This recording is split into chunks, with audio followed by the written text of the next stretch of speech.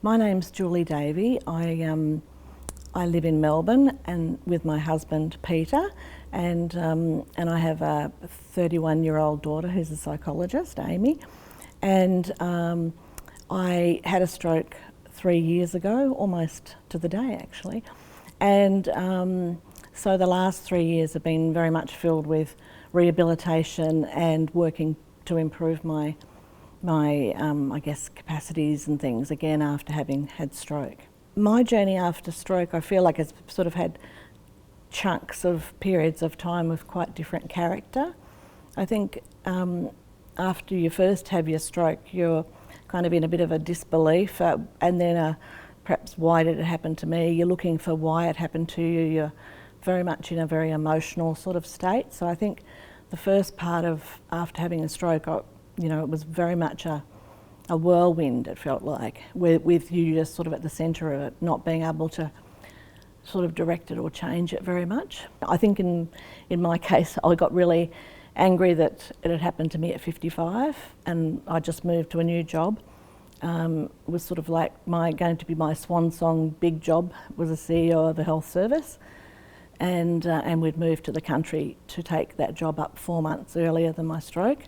So probably after that first stage of really not feeling very much in control of it, I then really tried to work hard, really, really hard, to get back any sense of control or independence in my life. So I think probably I was fairly driven, I think, during that time.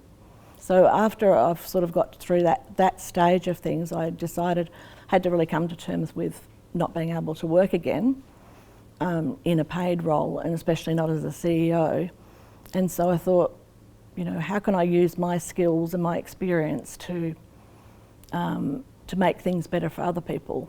And so it's been really great to be involved with Stroke Foundation as part of their Consumer Council, and also to do other advocacy to try and bring to people's attention the issues around stroke and stroke care in Australia. So it's given me a kind of a purpose, changed my role in the way I see myself, I guess.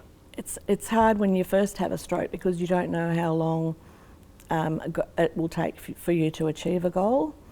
So when you're trying to figure out, how long is it going to be until I can use a knife and fork again or whatever, you actually need to seek information, ask lots of questions and different people, and maybe look at things laterally about what you can do at the time. So in terms of measuring how long it is, I think you actually do have to rely on the advice of the professionals with that. And if you're like me and you're a bit stubborn, you try and push the limits and get there quicker.